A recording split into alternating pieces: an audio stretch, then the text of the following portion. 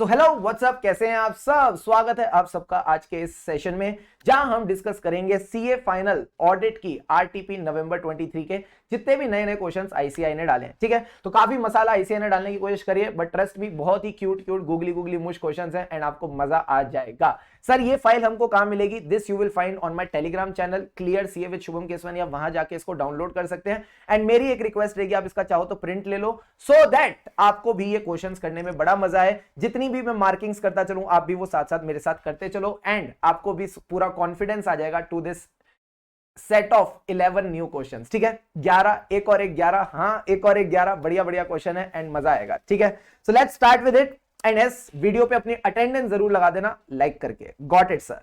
Channel पे नए हो तो सब्सक्राइब भी कर लेना, समझ गए sir. So let's start with the question number 1। Sir question number 1 किसके ऊपर है? आपने एक ऐसे पढ़ रखा होगा, चलो मैं अभी नहीं बता रहा, पहले क्वेश्चन पढ़ते हैं, आपको खुद गेस करना है ये कौन सा ऐसे है। ये आपको थोड़ा गुमराह करने की कोशिश करेगा, बट गुमराह मत होना। Mister Shreyansh, while performing the audit of Red Rock and Silver Sand Limited, which was involved in phosphorus mining, तो कंपनी का काम क्या है? सर कंपनी का काम है phosphorus mining करना। ऑडिटर कौन है? Mister Shreyansh. Mister Shreyansh decided to appoint an auditor expert. अच्छा, ऑडिटर एक्सपर्ट कंपनी अपॉइंट करती है, ऑडिटर अपॉइंट करता है? ऑब्वियस सी बात है, जो एक्सपर्ट ऑडिटर का है वो ऑडिटर अपॉइंट करेगा, auditor expert. For the valuation of environmental liability, obviously बात है ऑडिटर एक्सपर्ट को इन्हीं कामों के लिए दिया जाता है कि आगे जाके जो लाइबिलिटी हो उसकी प्रेजेंट वैल्यू निकाल के दो। ठीक है सर। अब ये जो red rock and silver sand limited है, जो कि आपका क्लाइंट है, इसने रीअपॉइंट किया है किसको? मिस्टर शीतल को। मिस शीतल होना चाहिए ना सर, छोड़ो जेंडर न्यूट्रलिटी। इसने अपॉइंट किया किसको? मिस्टर शीतल को एज द इंडिपेंडेंट एक्सपर्ट। अब जल्दी से बताओ, क्लाइंट जिस एक्सपर्ट को लाया, सर ये कौन सा एक्सपर्ट है? ये मैनेजमेंट एक्सपर्ट है। अब ये कहता है for the last 5 years management has been reappointing mister Sheetal as the management expert. Mister Sheetal calculated the environmental liabilities complete to the completed mining sites and the sites which will be discarded in the near future and a provision for cleanup cost was done। तो आपने ये चीज I think India 16 में पढ़ रखी है, कुछ provision for decommissioning, restoration and other liabilities करके होता है, उसको हम प्यार से ड्रॉल बोलते हैं। तो वही प्रोविजन फॉर ड्रॉल ये कैलकुलेट करके दे रहा है expert. This provision was accepted by the management. अब मिस्टर श्रेयांश क्या कहता है? मिस्टर श्रेयांश ने भी मैनेजमेंट से इंक्वायरी करी कि भाई ये मैनेजमेंट एक्सपर्ट कैसा है। वो जो हम सारे प्रोसीजर करते हैं कि मैनेजमेंट एक्सपर्ट का सीसीओ देखते हैं। सीसीओ का क्या मतलब होता है? Competence, capability, objectivity. तो उसने इंक्वायरी करी and he was of the opinion that objectivity of the management expert can not be question just because he was appointed by the management as their expert. कह रहा है objectivity हमको question करने की need ही नहीं है, hence there is no need to raise a question on the objectivity of expert और on the work perform for the company. अच्छा, बट जो ऑडिट पार्टनर है ये कहता है ये नलायक है। ऑडिट पार्टनर कहता है श्रेयांश नलायक है, कहता है he was of the opinion that audit team needs to evaluate the objectivity irrespective of the fact that he was appointed as an independent expert। तो मैं कहता हूं लास्ट में अगर आप एक लाइन भी पढ़ लो तो क्या कहता है? Guide the audit partner and Shreyansh with respect to the requirements pertaining to evaluating the objectivity of management expert। यानी पूरे क्वेश्चन की जो समरी है वही लास्ट लाइन में आ जाती है, और ये हमारी सबसे बड़ी सीख। एग्जाम में पूरा क्वेश्चन पढ़ने से पहले लास्ट लाइन पढ़ लेना, हो सकता है उसी से सारा कुछ पता चल जाए।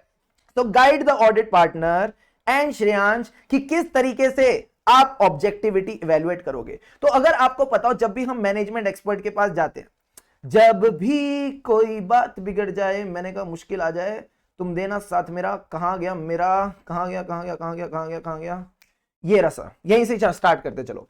जब भी कोई मैनेजमेंट एक्सपर्ट होगा, ठीक है, तो सबसे पहले मैनेजमेंट एक्सपर्ट का जब हम काम इवेल्युएट करते हैं तो हम उसका क्या देखते हैं? सर सबसे पहले देखते हैं सीसीओ, कॉम्पिटेंस, कैपेबिलिटी, ऑब्जेक्टिविटी। तो देखो इन्होंने क्या लिख रखा है, एकदम सिस्टमैटिक तरीके से चलेंगे, सारी चीजों को समझते हुए और याद करते हुए। As per SA 500 audit evidence, when the information to be used as audit evidence has been prepared using the work of management expert, so auditor shall to the extent necessary having regard to the significance of expert work evaluate, हमें as a auditor क्या करना है? evaluate करना है CCO, that is the competence, capability and objectivity। क्या पहला part समझ आया? हाँ सर।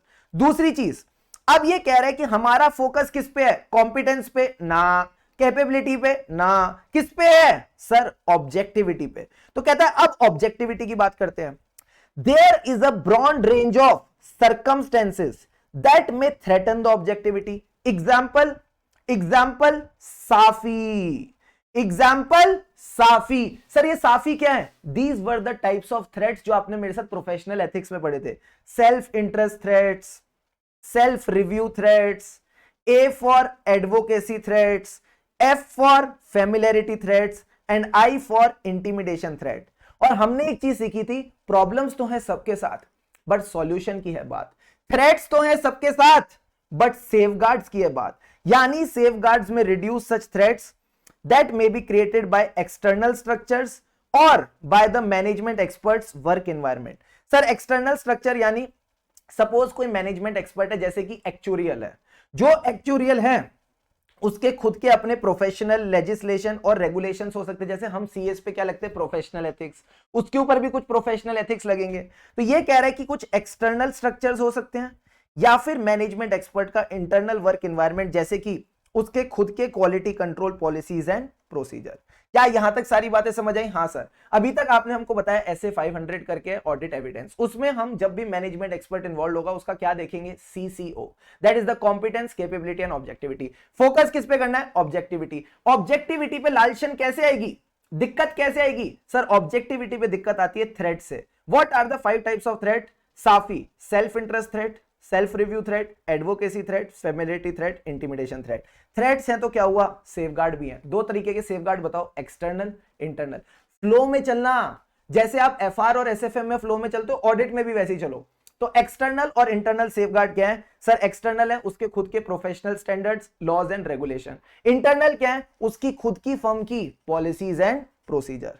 अब ये कहता है जो सेफगार्ड हैं ये एलिमिनेट तो नहीं कर सकते, ये सारे थ्रेट्स को एलिमिनेट तो नहीं कर सकते।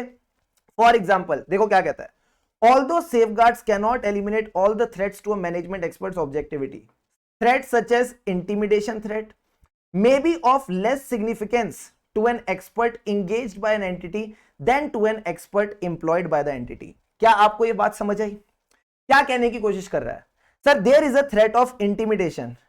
इंटिमिडेशन का क्या मतलब होता है? सामने वाले को धमकाना, फील्स लेके समझना। इंटिमिडेशन मतलब सामने वाले को धमकाना। मुझे बताओ किसको धमका पाओगे, मुझे बताओ किसको धमका पाओगे? मैं आपको दो ऑप्शन दे रहा हूं। एक, जो एक्सपर्ट एक्सटर्नल है, ओ एक्सटर्नल है यानी एंटिटी ने उसको इंगेज किया है फॉर अ पर्टिकुलर इंगेजमेंट। दूसरा, जो एक्सपर्ट उनका एम्प्लॉय है। इन दोनों में से बताओ किसको धमकाना आसान होगा, एक्सटर्नल वाले को या एम्प्लॉय वाले को? सर जो बाहर वाला है ना उसको धमकाओगे तो अगले दिन गायब हो जाएगा या उसी समय गायब हो जाएगा, बट जो एम्प्लॉय है, घर का एम्प्लॉय है, इंटरनल एम्प्लॉय है, उसको तो जितना धमकाना चाहो धमका लो। तो ये क्या कहता है, intimidation threats will be less significant to a expert engaged by the entity, यानी बाहर वाला। ओ समझ गए sir? Then to an expert employed by the entity यानी अंदर वाला। And the effectiveness of safeguards such as quality control policies and procedures may be greater। तो ये क्या कह रहा है कि जो बाहर वाला होगा उसकी पॉलिसीज एंड प्रोसीजर्स उसको बचा लेंगी। तो अभी तक हमने बस 3 पॉइंट्स डिस्कस करे, 500 ऑडिट एविडेंस। क्या देखते हैं वापस बताओ? CCO, competence, capability, objectivity. Objectivity में हमने क्या देखे? थ्रेट्स, थ्रेट्स के लिए सेफगार्ड्स। अब सेफगार्ड्स भी किसको बचाते हैं? बाहर वाले को, अंदर वाले को? सर बाहर वाले को। यानी ये जो सेफगार्ड्स हैं ये सारे थ्रेट्स को तो एलिमिनेट नहीं कर सकते, but certain threats like intimidation threats ये क्या होंगे? ये लेस सिग्निफिकेंट होंगे, लेस हार्मफुल होंगे। किसके लिए? बाहर वाले के लिए, देन फॉर अंदर वाला, that means the person employed by the entity. And the effectiveness of safeguards will also be greater. Greater for whom?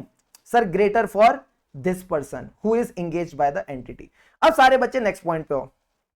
अब ये कह रहा है because the threat to objectivity created by being an employee is always present, an expert employed by the entity cannot ordinarily be regarded as being more likely to be objective than the other employees of entity।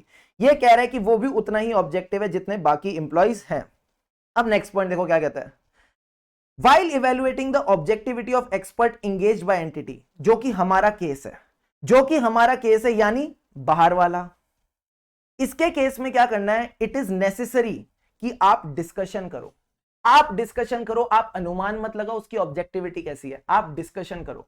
Sir discussion किसके साथ करें, management के साथ, expert के साथ।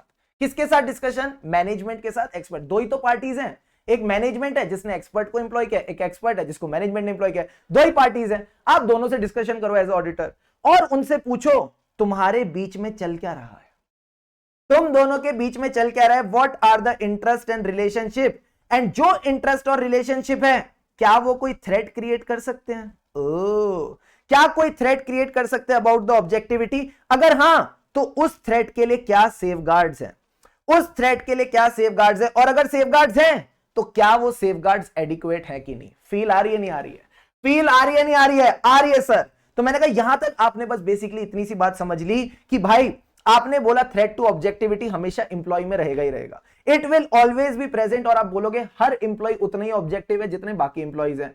और जब बात आती है बाहर वाले की, यानी the expert who is engaged, come on, बाहर वाले को क्या नाम दिया मैंने, एक्सपर्ट हु इज इंगेज्ड। उससे आप क्या करोगे, उस केस में आपको ऑब्जेक्टिविटी का पता करना है, तो आपको मन से तो पता नहीं चलेगी, अंतर्यामी तो हम है नहीं, तो हमें डिस्कशन करनी पड़ेगी। सर डिस्कशन किसके साथ, मैनेजमेंट के साथ, एक्सपर्ट के साथ, किसके बारे में, इंटरेस्ट और रिलेशनशिप। ये इंटरेस्ट और रिलेशनशिप क्या क्रिएट करती है, थ्रेड्स। इन थ्रेड्स को लेकर इन्होंने क्या सेफगार्ड लगाए, एंड देन इवेलुएट वेदर दो सेफगार्ड्स आर एडिक्वेट और नॉट। क्या ये बात समझ आई, आ गई सर। अब सर एक बात समझना, इंटरेस्ट और रिलेशनशिप्स क्या क्या हो सकते हैं, कुछ भी हो सकते हैं। ये कहता है इंटरेस्ट हो सकते हैं आपके, पहले इंटरेस्ट उठा लो, इंटरेस्ट हो सकता है फाइनेंशियल इंटरेस्ट, और क्या ही होता है, हर बंदा पैसे में इंटरेस्टेड है, समझ गए सर। रिलेशनशिप की बात करें तो या तो पर्सनल रिलेशनशिप हो सकती है, या फिर बिजनेस रिलेशनशिप हो सकती है, या कोई और सर्विसेज ये एक्सपर्ट इसको दे रहा है। तो इन्होंने इसके बाद बताई फैक्ट्स ऑफ द केस और बोला सिंपल सी बात, एज अ ऑडिट टीम, सुनो मेरी बात, एज अ ऑडिट टीम आपको इसकी ऑब्जेक्टिविटी इवेलुएट करनी है। सर क्यों, because you should evaluate the objectivity of expert engaged by the entity, as the threat to objectivity created by being an employee of the entity will always be present। यहां ICI ने कर दी गड़बड़, यहां ICI ने कर दी गड़बड़, लिखता कुछ और है नीचे कुछ और लिख दिया। अरे जब इंगेज्ड है तो एम्प्लॉय वाली लाइन क्यों लिखी, बदमाश नंबर 1, छोड़ो। An expert appointed by the entity cannot ordinarily regarded as being more likely to be objective than the other employees of the entity. As a result, audit partner is correct in his views। आप बस इतनी सी बात लिखो, as a audit team you should evaluate the objectivity and the audit partner is correct in his view। क्या यहां तक सारी बात समझ आई, समझ गए सर। वापस एक बार रिवाइज करा रहा हूं, ध्यान से समझना। क्वेश्चन क्या है, बहुत बड़ा, पर आखिरी में पूछा क्या आपको मैनेजमेंट एक्सपर्ट की ऑब्जेक्टिविटी देखनी है या नहीं। मैंने कहा हाँ देखनी है, हाँ देखनी है, देखनी है। हमें इसका देखना है कि ये सीसीओ है कि नहीं। कंपनी में होते हैं सीईओ, सीएफओ, सीटीओ, पर ये होना चाहिए सीसीओ। सीसीओ यानी ऐसे 500 के हिसाब से जब भी आप मैनेजमेंट एक्सपर्ट का काम यूज करोगे तो आपने उसकी सीसीओ देखनी, दैट इज कॉम्पिटेंस, कैपेबिलिटी और ऑब्जेक्टिविटी। क्या ये बात समझ आती है, हाँ सर। अब एक बात बताओ, ऑब्जेक्टिविटी पे क्या कौन दिक्कत लाता है। सर ऑब्जेक्टिविटी पे दिक्कत लाते हैं थ्रेट्स कौन से थे, साफी, self interest threat, self review threat, advocacy threat, familiarity threat, intimidation threat. But आपने ये देखना है इन थ्रेट्स के लिए इसने सेफगार्ड लगा रखे कि नहीं। अब ये सेफगार्ड कैसे आ सकते हैं, external structure, internal environment. External structure, internal work environment. External structure में क्या आते हैं, professional ethics, laws and regulations, got it sir. Internal work environment में क्या आती है, इसकी फर्म की खुद की पॉलिसीज एंड प्रोसीजर। ये कहता है कितने ही सेफगार्ड लगा लो, इंटिमिडेशन थ्रेट तो रहेगा ही रहेगा। कितने ही सेफगार्ड लगा लो, थोड़ा ना नेगेटिव होना पड़ेगा यहां पे, कितने ही सेफगार्ड लगा लो, इंटिमिडेशन थ्रेट तो रहेगा ही रहेगा। यानी जो आपके एक्सपर्ट्स इंगेज्ड हैं उनमें कम रहेगा, it will be less significant to the expert engaged then the experts employed by the entity. But थोड़ा बहुत तो रहेगा ही रहेगा, थोड़ा बहुत तो रहेगा ही रहेगा, and the effectiveness of safeguards will be greater.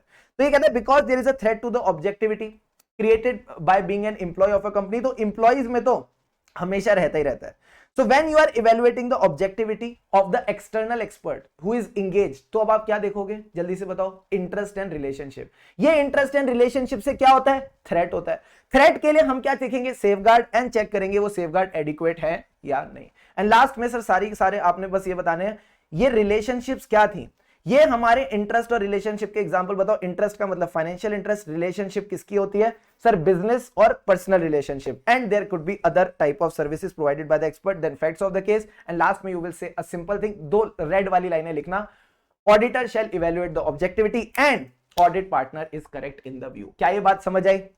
समझ गए सर, समझ गए सर, समझ गए सर, समझ गए। अब भले ही चाहो तो आप वीडियो को 2 मिनट के लिए पॉज कर सकते हो, एक बार आंसर को गो थ्रू कर सकते हो। एंड आई फील जो आपने अभी कॉन्सेप्चुअल अंडरस्टैंडिंग लिया और टॉपिक कवर किया है, 10 minutes is very much enough to give for it. ठीक है, तो अभी तक हमने 15 मिनट लगा लिए, बड़ा क्वेश्चन कर लिया बट मजा आ गया। ठीक है, पानी के 2 घूंट लगा लो। अब सर ये वाला क्वेश्चन एकदम टुचुम मुचुम है, एकदम सीधा साधा आसान क्वेश्चन है। ये क्या कहता है, पहले मैं समझा देता हूं फिर क्वेश्चन पढ़ते हैं। देखो क्या है ये क्वेश्चन, कहता है क्या कारो 2020 कंसोलिडेटेड फाइनेंशियल स्टेटमेंट्स पे एप्लीकेबल है या नहीं। India wants to know, nation wants to know. बताओ क्या कारो 2020 कंसोलिडेटेड फाइनेंशियल स्टेटमेंट पे लगता है? The answer is no, except clause number 21। Except clause number 21। तो अगर आपको याद हो, 1 मिनट दो, जल्दी से बताता हूं। हाँ भाई, अब आ गई ना नोटबुक, अब आएगा मजा। तो देखो क्या होता है, सपोज सर एक कंपनी है जिसका नाम है रिलायंस लिमिटेड। ठीक है, अब सर रिलायंस लिमिटेड के ऊपर तो कारो 2020 लगता है, यानी कारो के जो 20 क्लॉजेस हैं ये तो इसके ऊपर एप्लीकेबल है। हाँ सर, अब कॉन्सेप्ट क्या कहता है, जो 21st क्लॉज है ना वो कंसोलिडेशन पे एप्लीकेबल होगा। यानी सपोज रिलायंस लिमिटेड की कोई सब्सिडरी है, जैसे कि S1 ले लो, S2 ले लो, S3 ले लो। अब इनकी अपनी अपनी कारों की रिपोर्ट बनी। हाँ सर, रिलायंस लिमिटेड की भी अपनी अपनी कारों की रिपोर्ट बनी। अब सर जब इनकी अपनी कारों की रिपोर्ट बनी तो इनकी अपनी जो कारों की रिपोर्ट थी उसमें क्या ऑडिटर ने कुछ गड़बड़े निकाली होंगी? मैंने कहा हाँ, तो इसके में निकाली होगी। सपोज किसी क्लॉज में कोई गड़बड़, ठीक है, मान लो इसकी क्लॉज 8 की गड़बड़ निकली। सर क्लॉज 8 क्या था? क्लॉज 8 इनकम टैक्स अथॉरिटीज ने लगा दी हमारी वाट। तो क्लॉज 8 में इसने बोला कि जो ट्रांजैक्शन, जो इनकम इसने सरेंडर करी थी इनकम टैक्स अथॉरिटीज को, वो इसने बुक्स ऑफ अकाउंट्स में इंक्लूड नहीं करी। तो ये इसकी एक क्वालिफिकेशन है जो कारो 2020 में प्रेजेंट है। बाकी सब ठीक है। S2 की बात करते हैं। सर S2 के केस में क्या क्वालिफिकेशन है? इसकी क्वालिफिकेशन है क्लॉज नंबर 13 की। इसी बहाने आपके कारों के क्लॉज रिवाइज हो रहे हैं, पार्टी करो। 13 की क्या थी? जितनी भी 13 मतलब अनलकी 13, जितनी भी रिलेटेड पार्टीज हैं, जितनी भी रिलेटेड पार्टी ट्रांजैक्शन है, उनका डिस्क्लोजर होना चाहिए as per AS 18 Ind AS 24 and they should be approved as per section 177 188। मान लो there is non disclosure of related party, ओहो हो वेरी वेरी बैड, ओहो हो वेरी वेरी बैड। तो ये क्या हो गई सर? ये इसकी क्वालिफिकेशन हो गई। बाकी सब ठीक है। अब S3 है, अब S3, बाकी सब ठीक है ना, कोई दिक्कत नहीं है। ये मेन मैं क्वालिफिकेशंस को हाईलाइट कर रहा हूं। अब कोई S3 है, अब सर S3 ने क्या कर रखा है मैं बताता हूं। हाँ, इसको कॉस्ट रिकॉर्ड्स मेंटेन करने। कॉस्ट रिकॉर्ड्स का क्लॉज कौन सा था? सर कॉस्ट रिकॉर्ड्स का क्लॉज था आपका क्लॉज नंबर 6। ये कैसे याद रहता है? ये कैसे याद रहता है? मैंने कहा हमारा CA फाइनल में 5वां सब्जेक्ट कौन सा है? SCMP, कॉस्टिंग वाला है। तो कॉस्टिंग के बाद अगला क्या आया? 6 ही आया। तो वैसे करके याद रख लो या तो ठीक है सर कोई भी तरीका, तुम 6 याद रखना, कॉस्ट रिकॉर्ड है। समझ गए सर?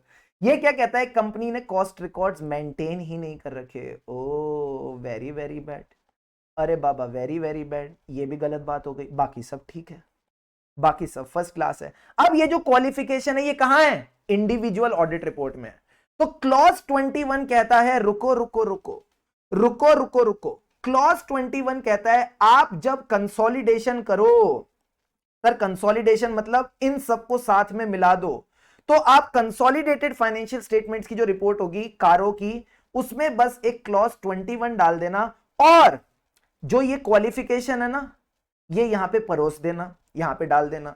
ये वाली जो क्वालिफिकेशन है ये भी यहां डाल देना और जो ये वाली क्वालिफिकेशन है ये भी यहां डाल देना, ताकि हमको कंसोलिडेटेड लेवल पे पता चल जाए जितनी भी एंटिटीज कंसोलिडेट हुई हैं उनमें कारों में क्या क्या गड़बड़े निकल के आई। क्या ये बात समझ आई? हाँ सर। अब देखो सर क्या हुआ है क्वेश्चन में, अब आपको क्वेश्चन एकदम बढ़िया तरीके से समझ आएगा। देखो क्या कहता है, CAF he has been appointed as a statutory auditor of XYZ Limited financial year 22-23। XYZ Limited has one subsidiary जिसका नाम है AT Private Limited। इसका स्टैट्यूटरी ऑडिटर कौन है? CAB। सेम फाइनेंशियल ईयर है 22-23। अब CAB ने किसकी गलती निकाली? AT प्राइवेट लिमिटेड की। AT प्राइवेट लिमिटेड की जो कारो 2020 की रिपोर्ट थी उसमें क्वालिफिकेशन आई है stating that short term funds were utilized for long term purposes. Video को पॉज करो और मुझे इसका क्लॉज नंबर आप कमेंट सेक्शन में बताएंगे। वीडियो को पॉज करो और इसका क्लॉज नंबर कमेंट सेक्शन में बताओ। नहीं आता तो कारो देख के आओ, ये बहाना है आपके पास कारो रिवाइज करने का। जल्दी से इसका क्लॉज नंबर आप बताओ मुझे, 10 तक गिन रहा हूं, 10 के बाद मैं यही बता दूंगा। 10 9 8 7 6 5 4 3 2 1। Clause number 9, clause number 9 para 3 CARO 2020। Sir ये क्लॉज 9 कैसा है? मैंने कहा क्लॉज 9 बड़ी सिंपल सी बात कहता है, जब भी आप दूसरे से पैसा लोगे, लोन लोगे और उसमें अगर आपने डिफॉल्ट किया तो क्लॉज 9 में आएगा। डिफॉल्ट करोगे तो सेकंड पॉइंट क्या आता है? Wilful defaulter. डिफॉल्ट क्यों हुआ? क्योंकि आपने फंड्स की यूटिलाइजेशन सही पर्पस के लिए नहीं की, शॉर्ट टर्म को लॉन्ग टर्म पर्पस के लिए किया। उसके बाद लास्ट के 2 पॉइंट आते हैं एसएजेवी वाले, subsidiary associate joint venture, subsidiary associate joint venture. एक बार कारो 2020 की रिवीजन देख लेना, मजा आ जाएगा। ठीक है सर। सो ये कहता है when consolidating the financial statement, CAF जो सीएफएस का ऑडिटर है, he decided to include the above mentioned qualification in the audit report of CFS for the financial year 22-23। बिल्कुल सही कर रहा है लड़का, बिल्कुल सही कर रहा है, मेरे से ही पढ़ा है। ठीक है sir. The management of XYZ Limited argued, अरे रे ये क्या हुआ? They argued that CAF is not obligated to take into account and report the qualification by CAB। Management नलायक, मैनेजमेंट नलायक कहते ये कुछ करने की जरूरत ही नहीं है। डिस्कस द रिपोर्टिंग रिक्वायरमेंट, मैंने आपको ऑलरेडी बता दिया, करना जरूरी है। तो देखो क्या कहता है, XYZ क्या है? Parent company. सब्सिडरी कौन है? Eighty private limited. तो सीए इन्होंने basically facts of the case बताया और कुछ नहीं किया। अब कहता है कारो 2020 का प्रोविजन कहता है कि CARO is not applicable on CFS except, ये एक्सेप्ट वाली चीज भूल जाते हैं, इसलिए आईसीआई कह रहा है याद रखो, एग्जाम में पूछूंगा। Except clause number 21 of para 3। Clause 21 किसकी बात करता है? सर ये बात करता है, आप सीए भी तो 21 ईयर्स में बनते हो। एज अ सीए जब आप 21 साल के होते हो तभी तो क्वालिफाई होते हो to act as a member, समझ गए सर? तो 21 किसकी बात करता है? ये बात करता है क्वालिफिकेशंस इन द कारो रिपोर्ट ऑफ सब्सिडरी। ये कहता है clause number 21 para 3 CARO 2020 mandates auditor to comment whether there are any qualifications और adverse remarks in the CARO reports of all the companies included in the consolidated financial statement. अगर ऐसी कोई qualification है तो as a auditor आपको उसकी details देनी है कि कौन कौन सी कंपनी है, कौन कौन से पैरा नंबर में वो दिक्कत है, along with the qualifications and remark. क्या क्या बताना है? कौन सी कंपनी, कौन सा para number, along with the qualifications and remark, जो कि हमने किया। हमने बताया S1 है, S2 है, S3 है। क्या मैंने पैरा नंबर बताया? हाँ, clause number 3, clause number 13, clause number 6। Para number यही होता है। इसको आप ऐसा बोल सकते हो, पैरा 3 और 3 के आगे लगा दो ऐसे, पैरा 3 के आगे आप ऐसे ब्रैकेट में लिखोगे तो ये पैरा बन गया। ठीक है, इनडायरेक्टली क्लॉज ही बोल रहा है। तो आपने क्लॉज भी बता दिया और उसके साथ जो ये क्वालिफिकेशन थी कि रिलेटेड पार्टी डिस्क्लोज नहीं है, कॉस्ट रिकॉर्ड्स मेंटेन नहीं करे, ट्रांजैक्शन ठीक से नहीं दिखाई, वो सारी बातें आप यहां पे दिखा के चलोगे। क्या ये तीनों बातें समझ आई? हाँ। तो सीएएफ की क्या रिस्पॉन्सिबिलिटी है? सीएएफ कौन है? सीएएफ कौन है सर? ऊपर वाला ऑडिटर, सीएफएस का ऑडिटर। इसकी रिस्पॉन्सिबिलिटी है कि ये 3 स्टेप्स फॉलो करे। सबसे पहले तो रिपोर्ट करे under clause 21 of para 3 CARO 2020। Sir क्या रिपोर्ट करे? कंपनियों के नाम, कि कोई क्वालिफिकेशंस हैं या नहीं, अगर हैं तो वो बताए। Incorporate the qualifications by CAB and उनका पैरा नंबर मेंशन करे। वही सेम बातें जो ऊपर लिखी थी वो इनको वापस लिख दिया। मैनेजमेंट की जो कंटेंशन है, इट इज नॉट वैलिड, समझ गए सर? एंड कंक्लूजन क्या है? सीएएफ सही है, सीएएफ सही है, सीएएफ सही है, CAF is obligated to incorporate the qualification from the CAB's Caro report for the financial year 22-23 as well as provide the details about the requirement as per clause 21 para 3 Caro 2020। easy peasy। yes sir। अब सारे के सारे बच्चे आ जाओ question number 3 पे। ये जो शुरू के क्वेश्चन है ना, इन्हीं में थोड़ा बहुत मसाला है, इन्हीं में थोड़ा बहुत मजा है, बाकी के सारे क्वेश्चन तो एकदम मरियल है, मजा आएगा। जल्दी से पानी के 2 घूंट लगाओ। पहला क्वेश्चन 15 मिनट, दूसरा क्वेश्चन 8 मिनट। ये वाला क्वेश्चन कितनी देर लगा? 4-5 मिनट। अब सारे बच्चे इस क्वेश्चन को मैं आपको कराऊं, पहले मेरे साथ एक कॉन्सेप्ट समझना। आ जाओ जी, आ जाओ। आप बैठे हो एग्जाम रूम में, क्या आप बात कर रहे हो सर? हाँ, आप बैठे हो एग्जाम रूम में, टिक टिक टिक टिक, घड़ी की टिक टिक चल रही है। जैसी सर घड़ी की टिक टिक चल रही है, अचानक एक बच्चे की आवाज आती है, टीचर एक्स्ट्रा शीट। क्या होता है दिल में? धक धक होती है। मैंने कहा आओ एक्स्ट्रा शीट की बात करते हैं, आओ तुमसे सप्लीमेंट्री शीट की बात करते हैं। अगर सप्लीमेंट्री शीट का कॉन्सेप्ट समझ लिया तो तुमने ये क्वेश्चन समझ लिया। देखो क्या कहता है, आप बैठो एग्जाम रूम में, अगर एक बच्चा है जिसका नाम है स्टूडेंट, ओहो क्या बढ़िया नाम लिया सर। ये जो स्टूडेंट है सर, ये क्या करता है, ये अपनी कॉपी बनाता है। अब जब कॉपी के पन्ने खत्म हो जाते हैं, ठीक है, जब भी कॉपी के पन्ने खत्म हो जाते हैं, कोई रीजन होता है, तो ये एक्स्ट्रा शीट लेता है जिसको बोलते हैं सप्लीमेंट्री शीट। ये इसकी आंसर शीट है, मेन आंसर शीट, जो इसको स्टार्टिंग में मिली है। अब इस मेन आंसर शीट के साथ सर ये दो पर्पस के लिए, there are two purposes for which he can ask for a supplementary sheet. Please ये पॉइंट समझ के चलना, बहुत मजेदार है। अब ये जो सप्लीमेंट्री शीट है, ये दो पर्पस क्या हो सकते हैं सर? पहला पर्पस तो ये हो सकता है कि इस बंदे को क्या करना है सर, इसको करनी है रफ वर्किंग। ओ, रफ वर्क के लिए चाहिए, हम तो यूं ही परेशान हो रहे थे। या दूसरी चीज क्या हो सकती है सर, इसकी मेन आंसर शीट खत्म हो चुकी है, इसको एडिशनल वर्किंग करनी है। इसको क्या करनी है? एडिशनल वर्किंग करनी है। अब एक बात बताओ, एज अ एग्जामिनर एक बात बताना, जब मैं इसकी कॉपी चेक कर रहा हूं, पेपर चेकर की बात करते हैं, एग्जामिनर क्या होता है? एज अ पेपर चेकर जब मैं इवेल्युएट करूंगा, तो मैं कौन सी चीज को इवेल्युएट करूंगा, रफ वर्क को या एडिशनल वर्किंग को? सर जो रफ वर्क है वो आपकी इवेल्युएशन का पार्ट नहीं बनेगा, एडिशनल वर्किंग आपकी इवेल्युएशन का पार्ट बनेगी। मैंने कहा वेरी गुड। ऐसा ही फाइनेंशियल स्टेटमेंट में होता है, ऐसा ही फाइनेंशियल स्टेटमेंट में होता है। There are two types of supplementary information. ओ सर, पहली कौन सी होती है? पहली तो वो होती है which are not integral to the financial statement, यानी एफआरएफ की रिक्वायरमेंट भी नहीं है, प्लस आप बस मजे के लिए ये फाइनेंशियल इंफॉर्मेशन के साथ दे रहे हो। और सर दूसरी कौन सी होती है? दूसरी होती है which are integral to the financial statement. Sir integral to the financial statement मतलब these will be covered by the auditor's opinion, and आप फाइनेंशियल स्टेटमेंट्स को समझाने के लिए, उनके नोट्स टू अकाउंट से फेयर प्रेजेंटेशन देने के लिए आप इसको दे रहे हो। तो अगर कोई चीज नॉट इंटीग्रल है, फाइनेंशियल रिपोर्टिंग फ्रेमवर्क का पार्ट नहीं है, तो it will not be covered by auditor's opinion. ये ऑडिटर ओपिनियन कवर नहीं करेगा, not covered by auditor's opinion. जैसा ऊपर था, ये रफ वर्क है, आप मान के चलो it is rough work, got it sir. And अगर कोई चीज इंटीग्रल है, it will be covered by auditor's opinion. Obvious सी बात है, जब ऑडिटर पूरे फाइनेंशियल स्टेटमेंट पे ओपिनियन दे रहा है तो इस पे भी देगा। अब मैं आपसे एक छोटा सा एग्जांपल पूछता हूं, जल्दी से बताना, आपने मुझे बस बताना है इंटीग्रल है या नहीं। एग्जांपल, अगर मैनेजमेंट ने कोई एडिशनल पीएनएल अकाउंट दिया है, जरूरत नहीं थी, कोई दिया एडिशनल पीएनएल अकाउंट, और उसमें बस वो एक स्पेसिफिक एक्सपेंडिचर्स दिखा रहा है, एंड दो स्पेसिफिक एक्सपेंडिचर, ये जो एडिशनल पीएनएल है, ये एज अ अपेंडिक्स दिया है। सर अपेंडिक्स का क्या मतलब है? एज अ अनेक्जर दिया है।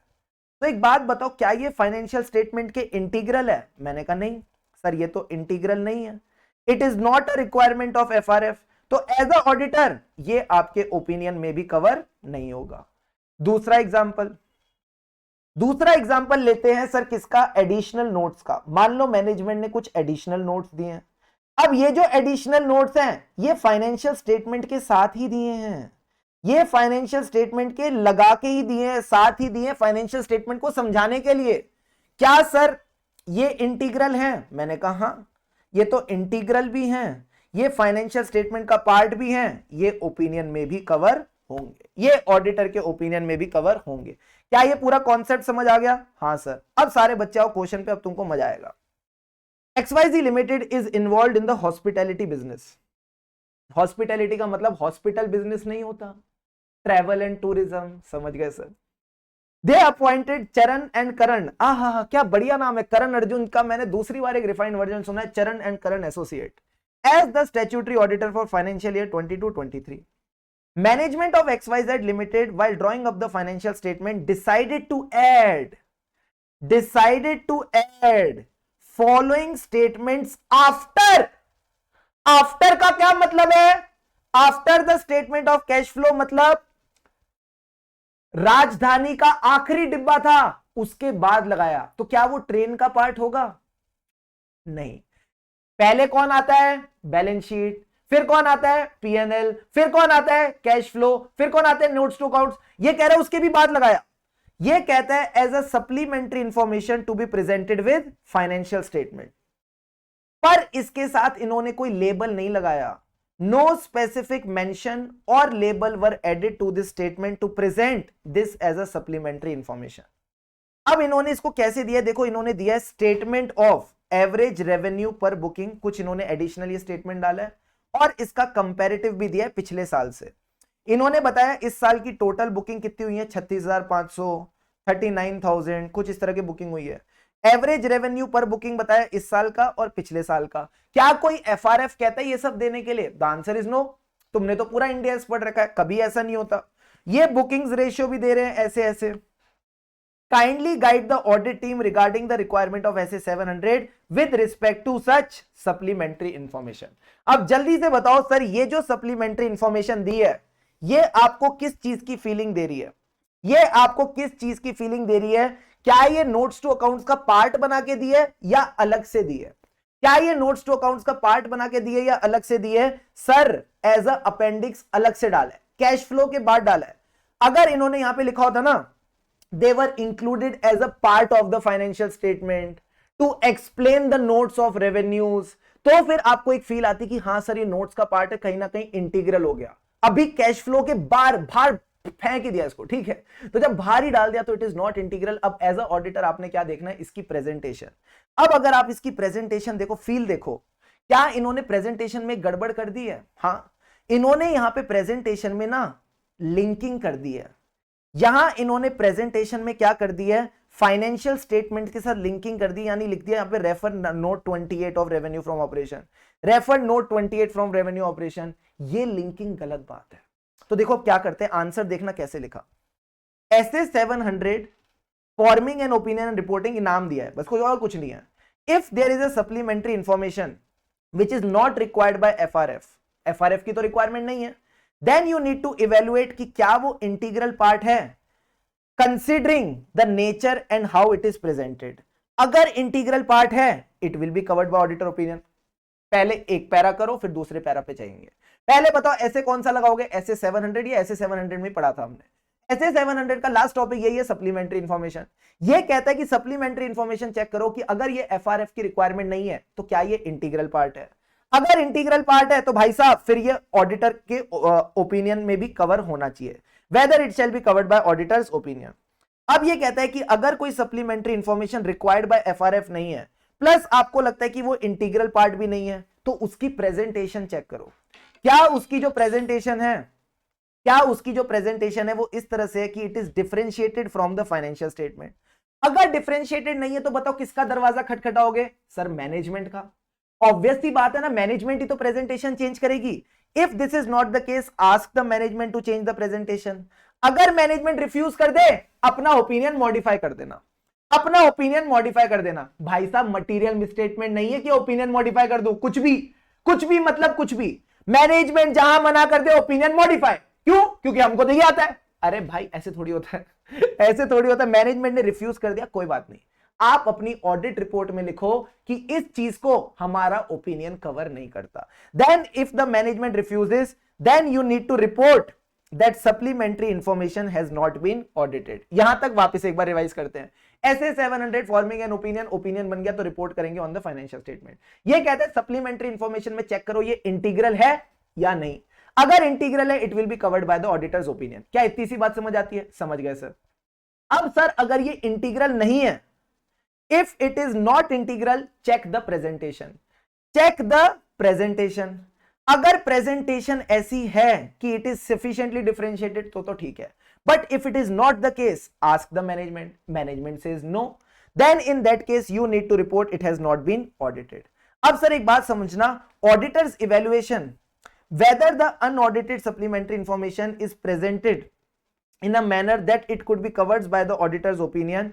For example, देखो क्या कहता है, auditor's evaluation of whether the unaudited supplementary information is presented in a manner that it could be construed as being covered by the auditor's opinion includes, for example, where the information is presented in relation to the financial statement and any audited supplementary information is there and whether it is clearly labelled as unaudited. तो देखो क्या करना है ना, as a auditor जब आपको ये ensure करना है ना it has not been audited, तो ये सिंपल सी बात ना अंग्रेजी में घुमा रहा है कहने की बात बड़ी सिंपल है, इसके ऊपर सीधा सीधा जाके लिख दो इट इज अनऑडिटेड, उसके ऊपर जाके सीधा आपने लिखना है unaudited, that's it, got it sir. अब यहां पे इन्होंने क्या कर रखा है, इन्होंने फैक्ट्स ऑफ द केस बताया कि हमने यहां पे statement of average revenue per booking दिया, उसके कंपैरेटिव दिए। अब ऐसा लोगों को लग सकता है, it can give a feeling that it is being covered by auditor's opinion. तो अब ऑडिट टीम को इवेल्युएट करना है कि इसकी प्रेजेंटेशन ऐसी है क्या, it is sufficiently and clearly differentiated from financial statement. अगर ऐसा नहीं है, प्रेजेंटेशन में दिक्कत है, तो किसके पास जाओगे, अभी बताया था मैनेजमेंट के पास। Then in that case request the management to change the presentation. अब सर मैनेजमेंट से प्रेजेंटेशन में क्या चेंज कराओ, मैंने बोला था ना गड़बड़ कहां थी, नोट्स की रेफरेंसिंग में। तो सर आप यहां जो नोट्स की रेफरेंसिंग है ना उसको हटवाओ, ताकि ये सफिशिएंटली क्लियर हो कि ऑडिटेड क्या है, अनऑडिटेड क्या है। समझ गए सर।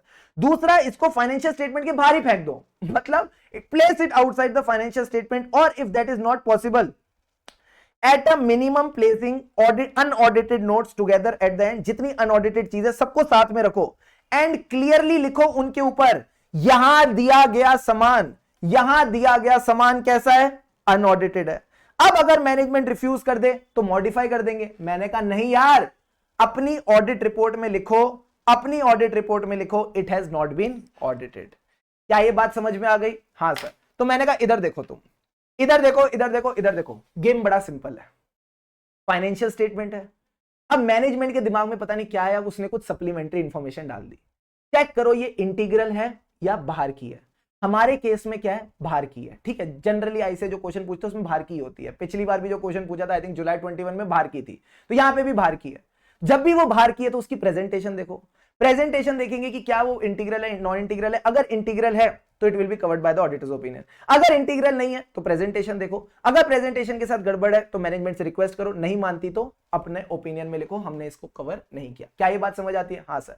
अब एक बात बताओ, हम कैसे इंश्योर करें हमने कवर नहीं किया? उसको लेबल करो एज अनऑडिटेड, फिर फैक्ट्स ऑफ द केस लिखो और सजेशन दो। सर सजेशन क्या था? वो जो नोट्स की रेफरेंसिंग है उसको उड़ाओ, इसको प्लेस करो outside the financial statement. If that's not possible, place all the unaudited material together. जितना अनऑडिटेड मटेरियल उसको एक साथ रखो और उसके ऊपर हेडिंग दो इट इज अनऑडिटेड। मैनेजमेंट ऐसा नहीं करती तो कोई दिक्कत नहीं है, हम कर देंगे।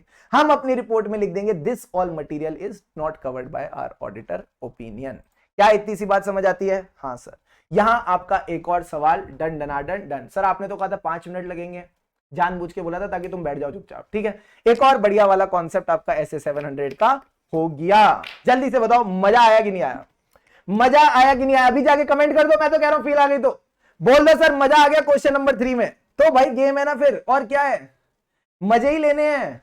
जितना मजे से पढ़ेंगे उतना ज्यादा स्कोर करेंगे। आहा, जल्दी से पानी के 2 घूंट लगाओ, बस खत्म।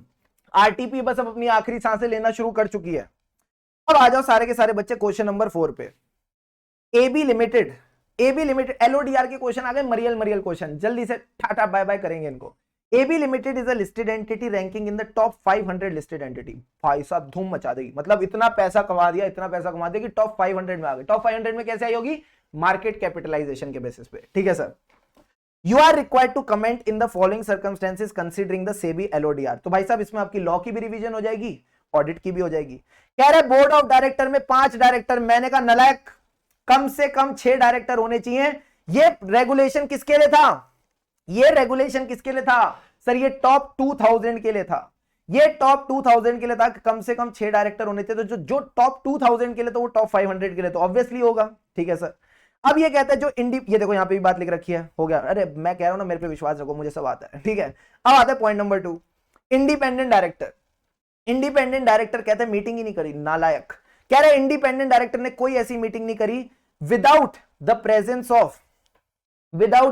Of non independent and members of the management.